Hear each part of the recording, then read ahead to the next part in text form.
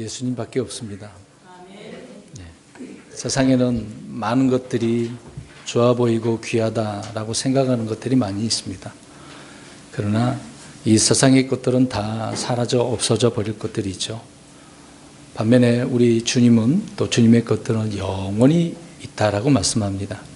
그래서 우리는 영원히 살아계시는 하나님을 이렇게 사랑하고 섬기고 있습니다. 늘 이런 찬양의 고백이 있으므로 주님만 섬기는 저와 여러분들이 되었으면 좋겠습니다. 지난 2개월 동안 계속해서 우리 자신을 돌아보자라고 하는 의미 속에서 말씀을 드렸고요. 지난 시간에는 내년에 또 다음 세대를 생각하면서 우리는 다음 세대에게 다음 해에 어떻게 해야 되는가라는 말씀들을 살펴보았습니다. 그러니까 올해에 내가 이만큼 살았다고 한다면 그만큼 될 수도 있는 겁니다. 그러나 이만큼이 증대되고 더 확대되어져서 더 많은 충만한 삶을 우리가 살 수가 있습니다. 그렇게 살기 위해서는 말씀으로 입으로 또 전해져서 나 자신뿐만 아니라 또 우리 가족들, 자녀들에게, 사람들에게 알려줘야 된다라고 하는 겁니다. 그래서 지금 세대는 없어지지만 다음 세대는 또 오게 되는 것이죠.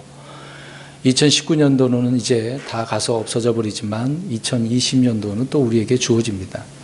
새로운 삶을 또 우리가 살아가면서 그 삶을 어떤 삶으로 우리가 살아가느냐가 이제 중요한 것이기 때문에 12월 한 달 동안은 내년에 대한 문제를 우리가 살펴보면서 말씀을 전하고 있는 겁니다.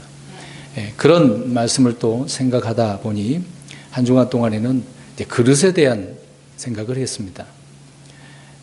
디모데후서 2장의 20절을 보면 큰 집에는 금그릇도 은그릇도 있는데 또 이제 나무 그릇도 있고요. 또 질그릇도 있다라고 말씀을 하고 있습니다. 그런데 물론 이 그릇들에게는 문제가 있는 게 아닙니다. 근데 큰 집에 그 주인이 그릇을 어떻게 사용하느냐가 문제죠.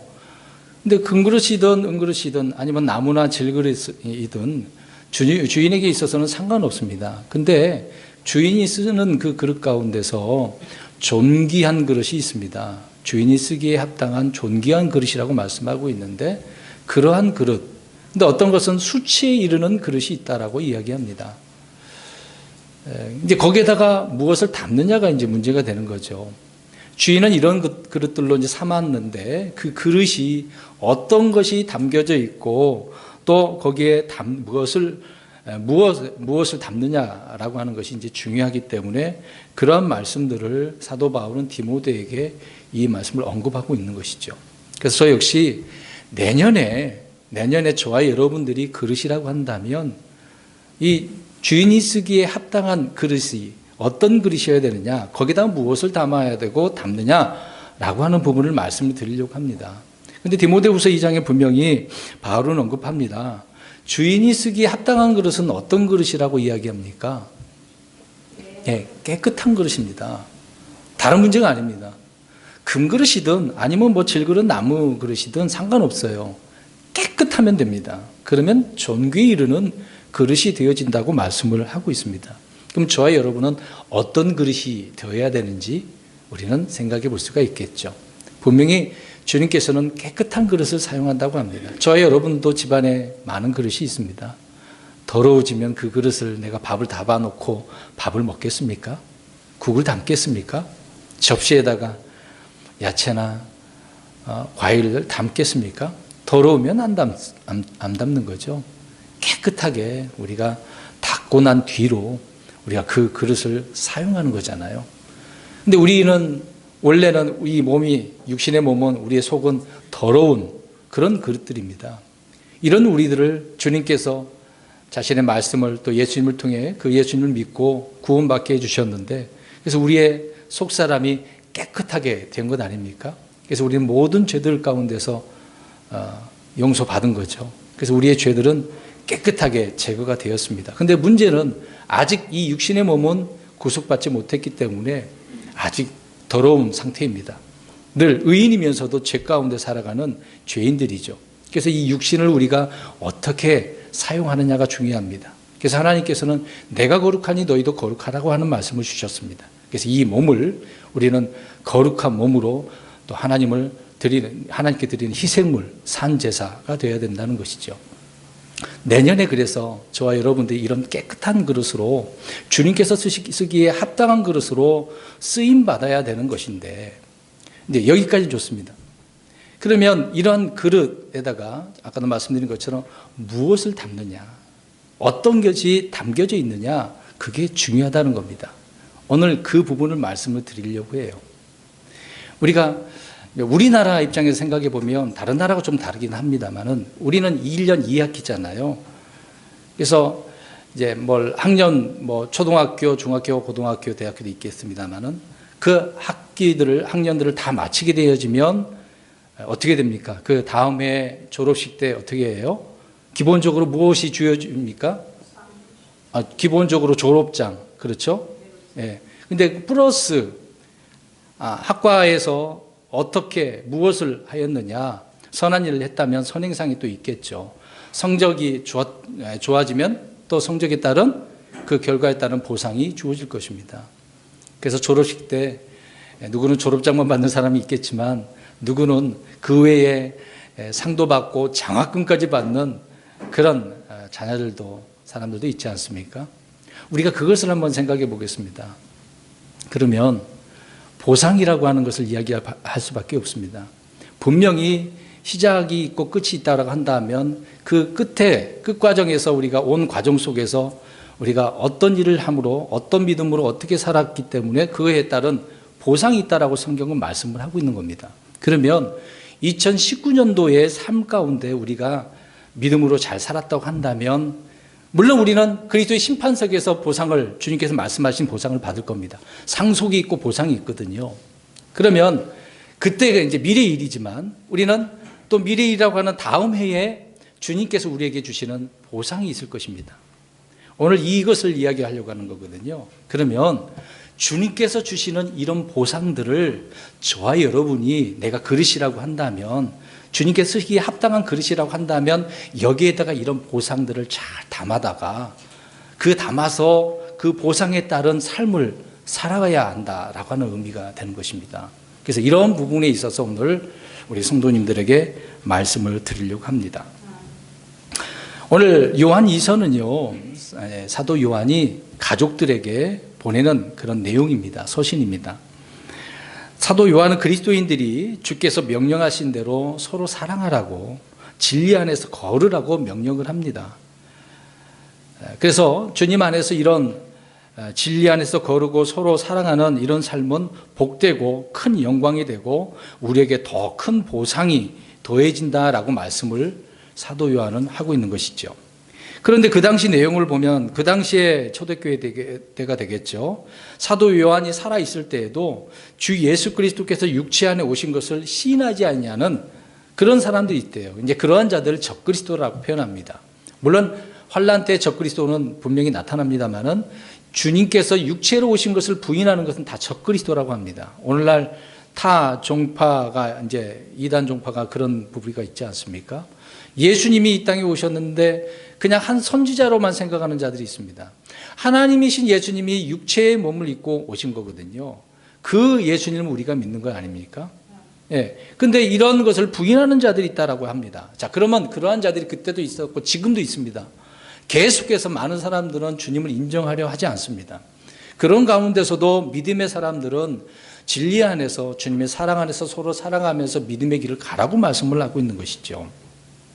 그래서 오늘 말씀에 사도 요한은 성도들을 향하여서 자신을 살피라라고 이야기합니다. 이러한 환경에서 이러한 악한 세상에서 우리는 어떻게 살아가야 되는가. 그래서 오늘 제가 소대에 말씀드린 것처럼 주님께서 쓰시는 합당한 깨끗한 그릇이라고 한다면 주님께서 충분한 보상을 주신다고 하는데 내년에 이런 우리가 보상을 받아서 앞으로 또 우리가 주님을 통해서 받지만 받아서 한 해를 살아가야 되지 않겠습니까? 그래서 사도 요한이 이런 부분을 말씀합니다. 자, 그래서 진리 안에서 걸으면 서로 사랑하면 그 결과로 우리가 이룬 그 사랑 주님의 명령들에 따라서 충분한 보상을 받게 된다라고 말씀을 하고 있습니다. 그러면 어떤 자들에게 어떠한 보상이 있느냐라고 하는 문제겠죠. 그래서 그 보상을 그릇에 담자는 것입니다. 그럼 첫 번째로 우리 한번 보겠습니다. 여기저기 성경을 찾아보면서 어떤 사람에게 이런 보상이 있는가를 보겠습니다. 하나님과 하나님의 말씀을 믿을 때 가장 큰 보상을 얻는다라고 성경은 말씀을 하고 있습니다. 오늘 사도 요한은 충분한 보상이라고 이야기합니다. 부족함이 없죠. 넘치는 이런 보상이 주어진다고 하는데, 하나님을 믿는, 신뢰하는 사람, 하나님의 말씀을 믿는, 신뢰하는 사람. 그래서 우리가 성경 문답에도 자꾸 주님의 신뢰의 문제를 언급하고 있지 않습니까? 이사야서는 대부분 그런 내용이거든요. 믿는 순간 믿음에 대한 확실한 보상을 주님께서 주십니다. 주셨는데 그것은 다름 아닌 주님 자신이라는 겁니다. 여러분 여기 앞에 보세요. 고개를 드시고, 우리는 지금 보상 얘기하니까 지금 어떤 분들은 속으로 생각했을 거예요. 육신적으로 무슨 보상? 그렇게 생각할 겁니다. 저는 그런 내용을 말하고자 하는 것은 아닙니다. 영적인 것이거든요. 오늘 첫 번째로 가장 큰 보상이 뭐냐라고 할 때 주님 자신이라는 겁니다. 저와 여러분이 주 예수 그리스도를 믿는 순간 하나님이신 우리 예수님께서 내 안에 들어오십니다. 물론 성령님도요. 하나님이 내 안에 계신다는 거죠. 이러한 보상을, 가장 큰 보상을 우리가 받는다라고 이야기합니다. 이미 믿는 자들은 받은 것이죠. 이 보상은 저 하늘에서 받는 것이 아니라 예수 그리스도를 영접하는 그 순간, 그 즉시로 주어지는 것이라고 말씀합니다. 그러니까 주님이 보상이에요. 주님을 섬기는 자들에게 가장 큰 보상은 주님께서 자기 자신을 우리에게 주신다는 겁니다. 창세기에서 가서 보겠습니다. 15장 1절. 우리는 아브라함을 생각하면 가나안 땅, 그가 하는 일마다 잘 되는 거, 물론 이삭도 그렇죠. 복 주셨어. 대부분 사람들이 그걸 생각합니다. 그러나 하나님께서는요, 아브라함에게 이야기합니다. 너에게 가장 큰 보상이 뭔가라고 이야기합니다. 15장 1절 시작. 일들 뒤에 주의 말씀이 환상 속에서 아브라함에게 임하여 이르시되, 아브라함아 두려워하지 말라. 나는 내 방패요 내가 받을 지극히 큰 보상이니라 하시니라. 아멘. 이런 말씀은 우리가 육신적으로 생각할 수 없는 거잖아요. 다른 것도 다 있어요. 물론 주님께서 보상이니까 주님을 통해서 이런 것들이 아브라함에게 복으로 다 넘치는 거 아니겠습니까? 분명히 여기서 하나님께서는 아브라함에게 내가 뭐라고 이야기합니까? 큰 보상. 그냥 보상도 아니고 큰 보상이라고 이야기하고 있습니다. 주님은 아브라함에게 지식을 주시고 땅을 주시고 또 많은 은혜를 주시긴 하였지만 가장 큰 보상은 자신을 주신 것이다 라고 말씀을 하고 있습니다. 저와 여러분이 누구에게 자신의 재산이나 가진 것들을 나눠줄 수는 있을 거예요. 그렇지만 저와 여러분의 생명을 주는 일이 있습니까? 물론 친구를 위하여 자기 목숨을 아끼는 그런 내용도 있습니다. 흔치 않잖아요. 근데 우리 하나님은 자신을 우리에게 주셨다라고 이야기하고 있습니다. 이 말씀 믿으십니까? 네. 이런 큰 보상이 우리에게 있는데, 그럼 보세요. 지금 그런 얘기 했잖아요. 저와 여러분들이 이런 주님께 쓰기에 합당한 그릇으로서 누구를 담고 있는 그릇입니까? 하나님, 내 안에 계시잖아요. 그러니까 주인이 쓰기에 합당한 그릇인데 그 그릇은 어떤 그릇이라고 그랬어요? 아니, 깨끗한 그릇인데 주인이 존귀한 그릇이라고 이야기하잖아요. 존귀한 그릇이라고 성경은 말씀하고 있습니다. 저와 여러분들이 그런 그릇으로 한 해를 살아가야 되는 거잖아요. 이걸 한번 생각해 보세요. 기대가 안 됩니까? 올해는 이제 얼마 남지 않아서 이렇게 마감한다고 생각해 보면 다음에는 우리가 내게 주신 주님을 통해서 이런 그릇으로 이런 보상을 받아서 산다고 한다면 얼마나 은혜가 넘치겠습니까? 여러분, 이런 삶을 우리가 추구하고 늘 깊이 생각을 하고 묵상하고 기도해야 되지 않겠습니까? 눈에 보이는 현실에 주어진 내 삶의 부분은 일부분입니다. 그게 다가 아니거든요. 우리 그리스도인들은 생각을 좀 넓혀야 됩니다. 마음을 넓혀야 됩니다. 갈라디아서 1장 4절 가서 보겠습니다. 갈라디아서 1장 4절, 구약의 말씀을 살펴보았으니 신약에서도 언급한 말씀을 우리가 보겠습니다. 갈라디아서 1장 4절, 1장 4절입니다. 시작. 그분께서 하나님 곧 우리 아버지의 뜻에 따라 이 악한 현 세상에서 우리를 건지시려고 우리의 죄들로 인하여 자신을 주셨으니, 이렇게 자신을 내어서 많은 사람들을 구원시킬 자가 누가 있겠습니까? 이 세상에는 그렇게 할 자가 없습니다. 저 사탄도 안 해요. 사탄이 그렇게 할 존재입니까? 우리 주님이시기 때문에 이것이 가능한 거죠. 자신을 주셨다. 엄청난 것입니다. 이보다 더 큰 보상이 어디 있겠습니까? 디모데전서 2장 6절에도 그분께서 정하신 때에 증언을 받기 위해 모든 사람을 위한 대속물로 자신을 주셨느니라 라고 말씀하고 있습니다. 디도서 3장 6절에도 말씀하고 있는 거죠. 거기에는 우리의 구원자를 통하여 우리에게 성령님을 풍성히 부어주셨다라고 이야기합니다. 그러니까 우리 안에는 예수님도 계시고 성령님도 계셔요. 아버지 하나님도 계시는 거죠. 그래서 그리스도와 성령님을 우리가 믿을 때, 신뢰할 때 그런 자들에게 이 땅에서 겪는 어떤 어려움, 손해를 우리는 아끼지 않냐고 주님을 섬기며 살 수가 있는 겁니다. 능력 있는 삶을 살 수가 있습니다. 비록 내가 손해를 본다 할지라도 그것은 손해가 아니거든요. 오히려 그 손해를 통해서 하나님께서는 오늘 어떻게 해주신다고요? 큰 보상, 충분한 보상을 주신다 그 얘기입니다. 두 번째로는 룻기서 2장 12절 가서 보십시오. 주님께서는 자신을 의지하러 오는 사람에게 보상해 주신대요. 보아스가 룻에게, 모함년이잖아요. 룻에게 해주는 말입니다. 이 룻이 자기 시어머니를 어떻게 섬기고 있는 것은 다 유대인들이 다 알고 있어요. 소문났어요. 뭐 효녀죠, 효녀. 대단한 며느리입니다.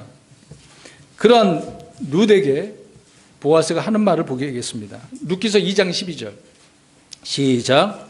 주께서 내가 행한 일에 보답해 주시기를 원하며 주 이스라엘의 하나님께서 자신의 날개 아래로 의지하러 온 내게 충분히 보상해 주시기를 원하노라 하거늘. 물론 이 말씀은 보아스가 룻에게 하나님의 말씀을 믿고 주님을 믿고 복을 빌어주는 내용의 말씀입니다. 근데 보아스는 분명히 알죠. 누구에게 이런 큰 보상을 해주는지를 알고 있기 때문에 이 말씀을 언급하고 있는 겁니다. 자, 뭐라고 이야기합니까? 하나님의 날개 아래로 의지하러 온 내게. 하나님을 의지하러 온 사람은 이런 보상, 충분한 보상을 해준다고 합니다. 그러면 저와 여러분이 깨끗한 그릇으로, 주님께 쓰시기에 합당한 그릇으로, 또 그런 그릇이 되기 위하여 주님을 의지하고 있지 않습니까? 그렇다고 한다면 주님께서 어떠한 보상을 해주신대요? 충분한 보상을 해주십니다. 그러니까 걱정할 것이 뭐가 있습니까? 주님께서 이렇게 해주신대. 우리가 할 일은 그럼 뭐만 하면 돼요? 주님을 의지하면 되는 거예요. 근데 주님을 의지하지 않고 자꾸 누구를 의지해요? 내 힘을, 내 생각을, 내 지식을, 사람을 의지하잖아요. 그러면 하나님께서 보상을 안 해주시잖아요. 주님께서 보상하시는 것은 하나님 자신을 의지하는 사람에게 보상을 해주신다고 말씀하고 있는 것입니다. 그래서 주님을 신뢰하는 믿음으로 어떤 문제를 주님 앞에 가져오면 하나님은 귀찮아하지 않으셔요. 오히려 기뻐하셔요. 그러니까 어떤 저와 여러분의 문제를 가져가면 가져갈수록 하나만 말고 어떻게 해요? 왜? 다 가져가세요. 많이 가져가세요. 저 여러분에게 문제 없습니까? 없으면 다행인데 없으신가요? 너무도 많아요. 우리가 생각 안 하면 없다라고 생각하는데요. 깊이 생각해 보세요. 내 문제가 얼마나 많은지요. 물론 삶의 문제도 있겠죠. 육신의 문제도 있겠죠. 근데 영적인 문제가 더 큽니다. 이런 것을 가지고 하나님 앞에 나가세요. 많이 가져오면 가져올수록 주님은 어떻게 보상해 주신대요? 충분히 보상해 주십니다. 왜? 주님을 그렇게 의지하니까. 안에서 문제죠. 안에서 보상을 못 받는 겁니다. 저 여러분에게 큰 문제, 해결할 수 없는 어려운 문제들이 닥치면 주님 앞에 무릎을 꿇고 주님의 날개 아래 의지하러 나오게 되어지면 이런 보상은 우리가 충분히 받는 것입니다. 세 번째로 시편 19편 11절을 보시기 바랍니다. 주님의 말씀을 듣고, 아까는 우리가 말씀을 믿는 거잖아요. 신뢰하는 거잖아요. 이제는 듣고 지킬 때, 순종할 때 보상이 있다라고 말하고 있습니다. 저는 내년에 기대가 되어집니다. 우리 성도님들에게 이런 은혜의 삶이 넘쳤으면 좋겠습니다. 저는 그래서 기도하고 있어요. 19편 11절 시작. 주의 종이 또한 그것들로 경고를 받나니 그것들을 지킬 때 큰 보상이 있나이다. 자, 그것들 그러면 앞에 7절에서 10절 말씀이에요. 주의 율법, 증언, 법규 말씀드리잖아요. 그 말씀을 지킬 때, 특히 이스라엘 백성들은 그런 거거든요. 그 주님께서 주시는 말씀을 그대로 하기만 하면 그들은 큰 보상을 받았습니다. 우리에게 이제 영적인 부분이겠습니다만은 중요한 것은 말씀을 지킬 때 얻는 유익은 엄청납니다. 그것이 이제 말씀을 지킬 때 복이 있습니다. 주님의 사랑을 받습니다. 이런 내용들인 거죠. 요한일서 3장 20절에 말씀하고 있습니다. 그래서 말씀을 지킬 때 하나님이 우리 안에 거하는 줄을 알게 되어지는 거죠. 자, 이 부분을 우리 쭉 몇 가지 말씀드리겠습니다. 시간이 다 찾으면 안 되기 때문에 제가 그 절만 읽고 설명을 드리겠습니다. 계시록 3장 8절 가서 보면 말씀을 지킬 때 전도의 문이 열립니다. 전도의 문. 희한하지 않습니까? 말씀에 순종했을 뿐인데, 우리가 직장에서 하나님의 말씀에 순종했을 뿐인데, 찬양하고 말씀을 전하기만 했는데, 하나님의 자녀로서 이 주님의 빛을 보였을 뿐인데, 뭐가 열려져요? 전도의 문이. 사람들이 주님을 믿게 되어지는 그 길이 열려진다는 겁니다. 그러니까 저의 여러분들의 언행심사가 정말 중요해요. 가족들도 마찬가지입니다. 가정에서 아직 구원받지 못한 분들이 있다고 한다면 저와 여러분의 언행심사를 한번 보세요.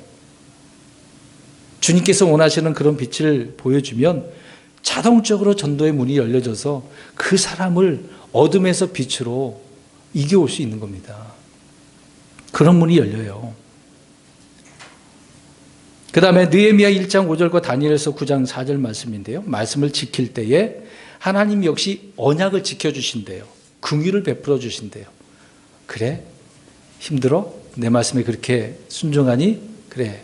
그런 힘들 가운데 나를 의지했으니까 내가 너에게 긍휼을 베풀게. 느헤미야서를 그 내용을 한번 보세요. 엄청나잖아요. 성벽을 재건하기 위해서 왔는데 그냥 탄탄대로입니까? 누가 방해를 해요? 사마리아 사람들이. 하나님 이게 번영을 가지고 오는 저 느헤미야, 아우 싫어. 이스라엘이 잘 되는 꼴을 못 봐. 그런 시기하는 사람들 있잖아요. 그들이 방해를 했지 않습니까? 그럼에도 불구하고 하나님은 약속의 말씀을 믿는 느헤미야, 또 순종하는 그런 사람들에게 복을 주시잖아요. 문제를 해결해 주시지 않습니까? 그런데 말씀을 지키지 않는 사람들에는 어떤 일이 벌어지겠습니까? 성경대로 화와 저주가 임합니다. 하나님은 가만히 내버려 두지 않습니다. 특히 우리 믿는 자들에게는 이렇게 말씀을 안 지키면 하나님께서 징계하시겠죠? 그 징계를 우습게 생각하지 마세요. 그래서 말씀을 지키는 자들에게는 언약을 지키고 긍휼을 하나님께서 베풀어 주신다는 겁니다. 그 다음에 시편 25편 10절 가서 보면 말씀을 지키게 되어질 때는 우리의 그 주님의 모든 행로에 긍휼과 진리가 임한다고 합니다. 말씀이 진리가 임하니 우리가 곁길로 갈 수가 없는 거죠. 올바른 길을 갈 수밖에 없는 것입니다. 그 다음에 시편 119편 63절에 보면 말씀을 지킬 때는 친구를 얻게 되어집니다. 친구. 저 여러분들에게 친구가 있습니까? 친한 친구 없으세요? 그럼 잘못 산 건데 인생을. 친구가 없으면 잘못 산 거예요. 그냥 나 혼자만 사는 거 아닙니까? 사람과 인간관계가 잘못된 거잖아요. 비록 내 마음과 같지 않는다 하더라도 어느 정도의 친구는 있을 거 아니에요. 자, 그러면 인간적인 편에서 그런 친구를 본다면 우리의 진정한 친구가 누구여야 하겠습니까? 그렇죠. 우리 하나님이죠. 그래서 아브라함에게도 진짜 친한 친구가 있었어요. 아브라함에게 친구는 누굽니까? 하나님이었던 거거든요. 그래서 하나님이 아브라함에게 친구라고 이야기하잖아요. 여러분 이런 말 듣기 쉽습니까? 하나님께서 친구 되어 주신다고 하는데요. 이렇게 하나님과 친구 되려면 어떤 사람이 되어야 된다고요, 오늘? 말씀 지키는 사람. 이런 보상을 우리에게 주신다고 말씀하고 있는 겁니다. 우리 이번에 문답에 보면 이제 41장에 나오거든요. 하나님께서 아브라함에게 벗이라고, 친구라고 이야기하고 있습니다. 그 다음에 잠언서 19장 16절에는 또 말씀을 지키는 것은 자기 혼을 지키는 거라고 이야기합니다. 나를 지키는 거거든요. 그러니까 말씀을 안 지키면 나를 지킬 수가 없어요. 그냥 육신이 원하는 대로 가는 거고 마귀가 원하는 대로 끌려가는 것입니다. 그 말씀을 지키는 것이 중요한 겁니다.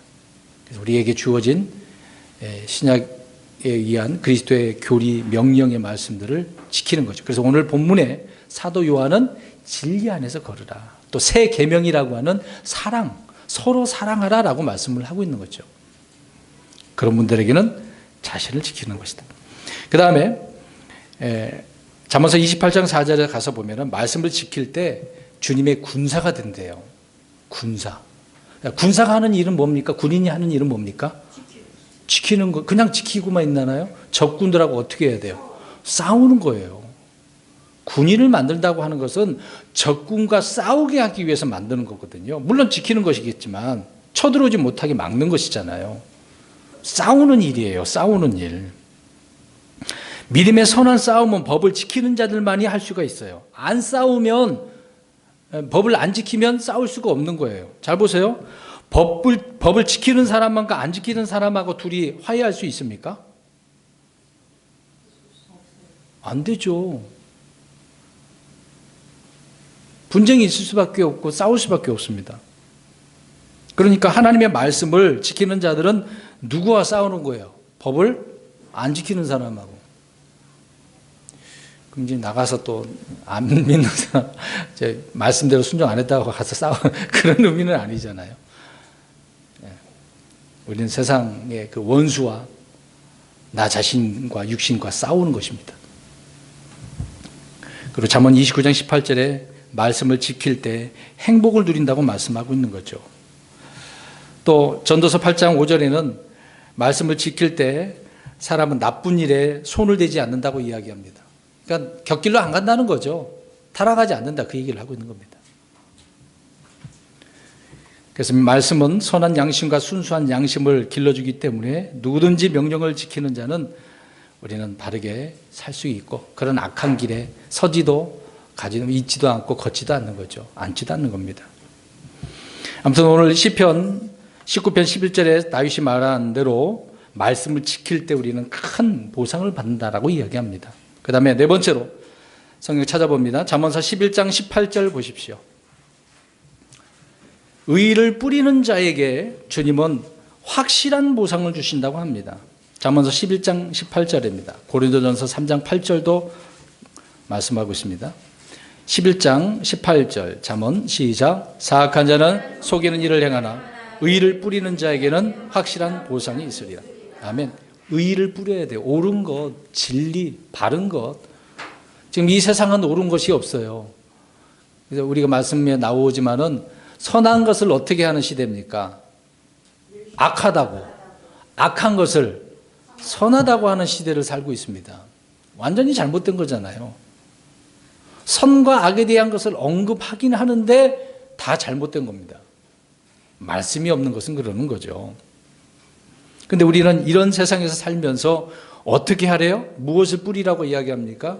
의를. 그러니까 저희 여러분들이요, 살아가는 방식이 이렇게 의로워야 돼요.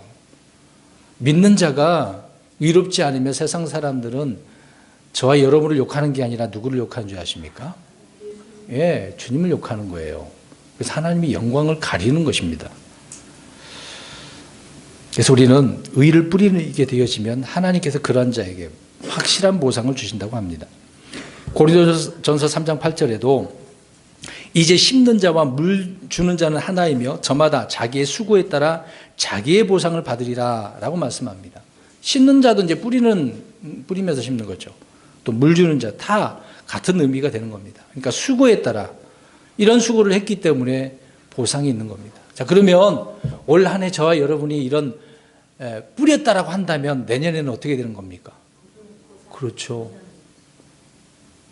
우리가 해마다 뭐 추수 뭐 그렇게 얘기하지만 우리는 이제 수확이라고 하잖아요. 우리는 거둬들이려면 주님께 주시는 이런 보상, 결과에 따른 보상, 그것이 바로 수고에 따라 보상을 받는다라고 하는 것입니다. 그래서 열심히 뿌려야죠. 지금 한 해 동안 못했다고 한다면 3주 남았지 않습니까? 4주 남았나요? 그 기간 동안 열심히 뿌리세요. 자신을 돌이키고. 그럼 하나님께서 그것을 기억하시고 우리에게 이제 그런 회개의 마음을 주셔서 우리가 회개를 하면 주님께서는 또 이런 보상을 주시는 것이죠. 다섯 번째로 잠언 24장 14절 가서 보시면 지혜를 얻는 것이 보상이라고 합니다. 지혜. 사람들 또 그럴 거예요. 지혜 그러면은 똑똑해지는 지혜만 생각할 겁니다. 솔로몬에게 하나님께서 지혜를 왜 줬겠습니까? 솔로몬은 왜 그런 것을 요구했겠어요? 분별하는 거잖아요. 선과 악을 분별하는 거지 않습니까? 근데 사람들은 내가 시험 공부 잘해서 1등하는 거, 세상에 성공하는 지혜만 생각할 겁니다. 그거 아니죠. 이 지혜는 주님을 아는 지혜입니다. 고난을 이겨내는 지혜를 말합니다. 모든 삶을 견뎌내는 지혜를 말하는 겁니다. 삶 속에서 내가 어떻게 살아가야 될지, 어떤 판단을 해야 될지 이런 지혜를 말하는 것입니다. 우리 야고보서 1장 5절 보겠습니다. 대부분 사람들은 이 구절을 인용합니다. 그런데요, 야고보서 1장 5절에서 말하는 지혜는 우리가 생각하는 똑똑해지는 뭐 그런 지식적인 지혜를 생각하는 사람이 있습니다. 그런 지혜를 말하는 게 아닙니다. 1장 5절입니다. 시작. 너희 중에 어떤 사람이 지혜가 부족하거든 모든 사람에게 너그러이 주시고 꾸짖지 아니하시는 하나님께 구하라. 그리하면 그것을 그에게 주시리라. 지혜가 부족하면 구하라고 합니다. 그러면 하나님께 주신다고 합니다. 근데 앞에 구절을 보세요. 1절부터 보시면 시험 이야기가 나옵니다. 고난 이야기가 나옵니다. 이런 시험, 고난, 환경을 이길 수 있는 지혜, 그걸 달라고 하는 것이죠. 그러니까 이런 지혜가 없으니까 우리는 늘 넘어지고 실패하는 겁니다. 환경을 이길 수가 없습니다. 견뎌낼 수가 없는 겁니다. 그래서 야고보서는 그걸 강조하고 있는 거거든요. 이런 지혜를 달라고요. 그러니까 지혜를 얻는 것이 보상이라고 아까 잠언서 24장 14절에 말씀하고 있습니다. 그래서 우리는 지혜를 찾기 위해 금광을 찾듯이 찾아야 되는 거죠. 그래서 말씀을 많이 읽으셔야 됩니다. 그냥 가만히 기도만 하고 있다고 되는 게 아니라 그 지혜는 말씀 안에 다 있거든요. 우리 예수님이 지혜시니까. 여섯 번째로 전도서 4장 9절에 보니까 동역할 때 하나님께서 보상을 주신대요. 이게 좀 색다른 말씀이라고 생각하지 않습니까? 무슨 보상이 이런 보상이 있는가 그렇게 생각할지도 모릅니다. 이 구절을 한번 읽어봤으면 좋겠네요. 전도서 4장 9절. 그래서 동역이라고 하는 것이요 참으로 중요합니다. 나 혼자 하는 게 아니에요. 전도서 4장 9절입니다. 시작. 두 사람이 한 사람보다 나음은 그들이 자기들의 수고로 인하여 좋은 보상을 받기 때문이라. 자, 한 사람보다 두 사람이 낫대잖아요. 두 사람이 모여서 같은 마음으로 같은 일을 하는 겁니다. 그러면 하나님께서 어떻게 해주신대요? 수고로 인해서 좋은 보상을. 그러니까 동역을 하는 거거든요. 우리는 지금 주님 안에서 하나이고 동역자들이잖아요. 또 지체들이지만 한 마음 한 뜻으로 주의 일을 감당하는 겁니다. 이제 주의 일을 동역 안 하고 나 혼자 내 생활만 잘하면 되겠나요? 그러면 지역교회에 모이는 의미가 뭐겠습니까? 그냥 내 문제는 나 혼자만 알고 꿍하고 하나님 앞에 기도하고 그럴 수는 있겠죠. 근데 하나님은 같이 동역을 하려잖아요. 기도의 동역자가 필요하죠. 그리고 또 삶 속에서 여러 가지 이런 동역자들이 필요하지 않습니까? 혼자는 안 되는 겁니다. 그래서 우리는 믿음의 동역자, 기도의 동역자, 섬기는 사람, 그런 동역자가 되어야 됩니다. 함께 울고 웃는 그런 동역자. 그러한 자들에게 하나님께서는 좋은 보상을 주십니다. 그래서 이런 보상을 얻기 위해서 같이 가는 겁니다. 혼자 가는 게 아닙니다. 내년이 기대가 되지 않습니까? 이런 보상을 우리가 받아서 담아서 내가 주님께 쓰시는 합당한 그릇으로 한 해를 살아간다는데요. 지금 여러분 말씀을 들으시면서 아직도 딴 생각하고 계십니까? 이런 영적인 보상을 지금 말씀을 드리고 있는데 삶이 더 잘 풀리고 여유가 더 생기는 그런 거 생각하시면 안 됩니다. 일곱 번째로는 시편 58편 11절에 의로운 자에게는 보상이 있다고 합니다. 앞에 있는 말씀과 좀 겹치는 말씀이긴 하는데요. 의를 뿌리는 사람이 있지만 의로운 자에게 보상이 있다고 합니다. 굳이 찾지는 마시고요. 이 구절을 하나 찾았으면 좋겠습니다. 고린도전서 15장 58절. 주를 위해 수고할 때 주를 위해 수고할 때 보상이 있다고 이야기합니다. 고린도전서 15장 58절. 한 해 동안 얼마나 많이 우리가 힘든 삶을 살았습니까? 읽겠습니다. 15장 58절 시작. 그러므로 내 사랑하는 형제들아, 너희는 굳게 서서 흔들리지 말고 항상 주의 일을 넘치게 하라. 너희 수고가 주 안에서 헛되지 않은 줄 너희가 아느니라. 아멘. 주의 일을 넘치게 하시래요. 주님의 일. 뭐 복음 전한 일만 주님의 일은 아니잖아요. 가정에서 내가 남편으로서, 아내로서, 자녀로서 주의 일을 하는 겁니다. 명령하신 것이 있잖아요. 자녀는 부모를 존경하고, 남편은 아내를 사랑하고, 아내는 남편을 존경하고, 말 하나하나 은혜로운 말을 하고 부드러운 말을 하고 섬기는 그런 자세, 그런 마음, 생각들 주님은 다 보십니다. 가정에서 이런 주의 일을, 또 직장에서도 마찬가지겠죠. 주의 일을 하는 사람들에게는 주님께서 그 수고에 따른 보상이 있다고 합니다. 그러니까 졸업식 때 졸업장 말고 또 이런 플러스 알파로서 받는 것이 있다고 하잖아요. 그럼 여러분 잘했다라고 따로 종이장에다가 선행상이라고 그렇게 주지만 이제 그게 다 또 아니잖아요. 그냥 종이로 받는 것보다도 우리는 흔히 졸업식 때 장학금이라고 해서 그 밀봉 딱 받으면 어때요? 좋지 않나요? 근데 그것을 받았는데 부모가 뺏어가지고 그러면 안 되고 자녀들에게 줘서 그 다음 학기에 그 학업에서 사용할 수 있도록 해야 되는 거 아니겠습니까? 그런데 보세요. 그 보상을 받는다고 생각해 보세요. 얼마나 기대가 됩니까? 그냥 졸업장만 받을래요? 겨우 구원만 받으실래요? 아니잖아요. 내년에도 주님께서 주시는 그 보상을 탁 받아다가 누리며 살아야죠. 아홉 번째로 마태복음 5장 12절 말씀입니다.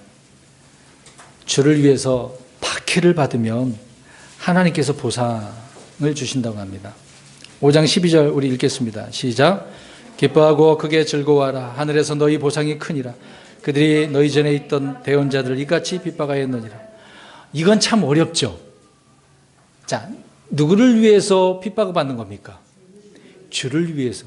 내가 잘못해서 받는 고난, 그런 핍박, 이건 아니에요. 주를 위한 핍박입니다. 말씀 믿고 말씀대로 살았는데, 주님의 말씀을 바르게 전했는데 내게 막 이런 어려움이 있을 수 있거든요.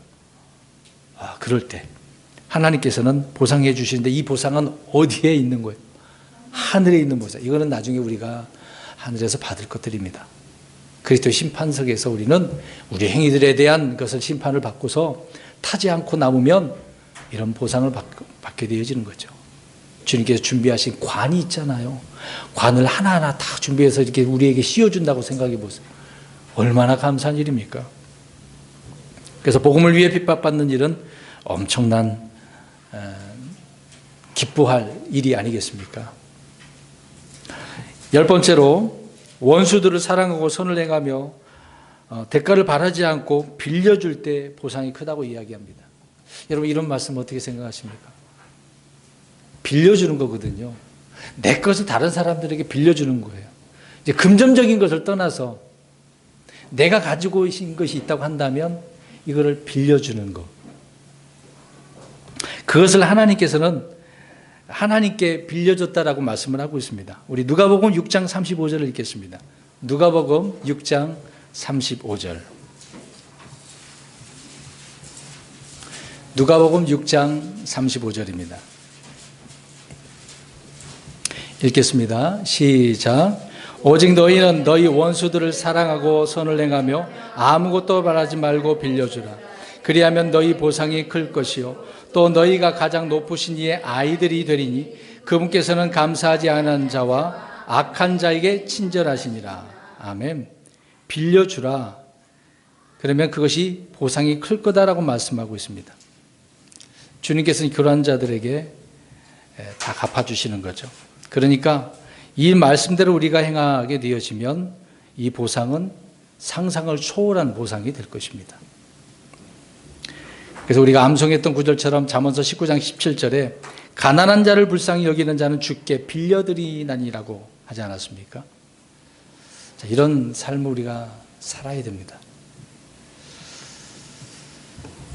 이런 충분한 보상이 우리에게 있으니 얼마나 감사한 일이겠습니까? 고린도전서 9장 17절에도 보니까 이제는 여기에서는 자원하여 주의 일을 할 때 보상이 있다고 합니다. 스스로가 자원해서. 누가 시켜서가 아닙니다.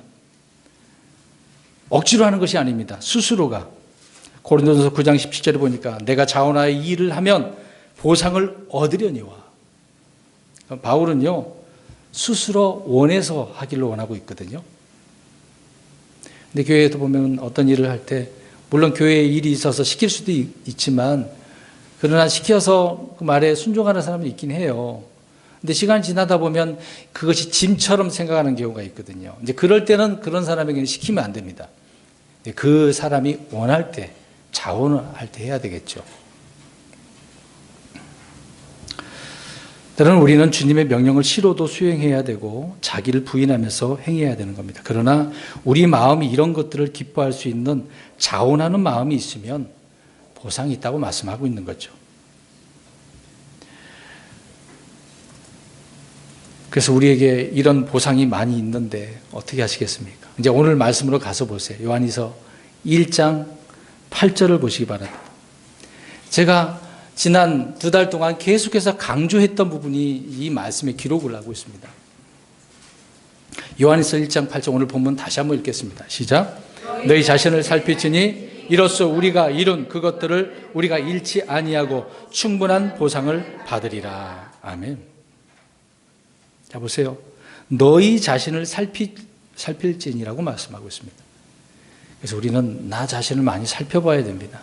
지금 내가 처한 상황이, 환경이 어떤 환경인지, 어떠한 상황인지 그것을 우리가 살펴보고 내가 자백할 것이 있으면 자백하고 말씀으로 씻음 받을 것이 있으면 말씀으로 깨끗하게 씻음을 받아야 되는 거죠. 그럴 때 주님께서는 깨끗하게 씻겨주시는 겁니다. 그래서 우리 예수님의 피가 저야 여러분들의 죄들을 깨끗하게 씻겨주는 피가 아닙니까? 또 말씀도 씻겨주는 말씀이라고 성경은 말씀하고 있습니다. 우리 한 구절을 보겠습니다. 고린도전서 11장 31절입니다. 자, 보상받는 데 있어서요, 이 문제를 우리가 잘하면 우리는 보상을 많이 받을 수 있습니다. 11장 31절, 고린도전서 11장 31절입니다. 시작. 만일 우리가 우리 자신을 판단하려 하면 판단을 받지 아니하느니라. 아멘. 지금 이 은혜 시대 때 그리스도인들은 항상 자기 자신을 살펴보고 판단해야 됩니다. 내가 이거 잘못했나? 그러면 그 판단을 통해서 말씀의 물로 씻고 주님 앞에 자백을 하고 용서를 받아야 되는 거죠. 그리 하게 되어지면 주님 앞에 서게 될 때 판단 받는다는 겁니까? 그렇죠. 안 받는다는 겁니다. 그리스도의 심판석에서 우리가 있을 때 책망 안 받으려면, 판단 안 받으려면 항상 자신을 돌아봐야 된다는 겁니다. 저는 이런 면을 많이 강조를 하고 있거든요. 우리 성도님들이 아주 실증날 정도로 이 말씀을 계속해서 듣고는 있지만 제가 이렇게 강조하는 부분은 어쩔 수가 없습니다. 왜 그러냐면 늘 우리는 넘어지고 자꾸 나 자신을 드러내기를 좋아하기 때문에 그렇습니다. 그래서 안 돌아보면 우리는 늘 우쭐대고 잘못된 판단을 하기 때문에 그렇습니다. 그래서 우리는 오늘 본문에 말하고 있는 것처럼 자신을 살펴야 되는 것이죠. 그 외에도 주님을 두려워해야 되고 그렇게 살게 되어지면 우리의 그 모든 선한 행위들이 불에 타지 않고 우리는 보상을 받게 되어지는 거죠. 그래서 결론적으로 말씀드립니다. 사랑하는 성도 여러분, 우리가 행한 모든 일은 어디에 세우는가에 따라서 보상이 결정이 되어지는 겁니다. 성령님을 통해서 사랑 안에서 우리가 행하지 않게 되어진다고 한다면 있을 수 없는 거죠. 받을 수 없습니다. 진리대로 행한 일이 아니라고 한다면 보상은 고사하고 수치를 받게 되어진 것입니다. 그래서 그런 이야기를 했어요. 귀한, 존귀한 그릇이 있지만 수치에 이르는 그릇이 있다고 합니다. 내년에 우리가 이런 그릇으로 있다고 한다면 수치받는 그릇이 되고 싶으십니까? 존귀한 그릇으로 쓰임받는 그릇이 되고 싶으십니까? 어떻습니까? 내년에 우리에게 주어질 이런 보상이 있다고 한다면 이러한 그릇들이 되어야 되지 않겠습니까? 하나님은 우리에게 믿음으로 살라고 하시고 보상을 이렇게 약속해 주셨습니다. 저와 여러분은 이 보상받기를 바란다고 한다면 오늘 우리에게 주시는 말씀들을 한 번 더 기억을 하시고 되새김질을 하셔서 이런 보상을 받아 누리는 다음 해가 되기를 바라고 또 이런 해가 되기를 바라는 그런 기대가 있는 저 여러분의 삶이 되시기를 주의 이름으로 축원합니다. 아멘. 기도하겠습니다.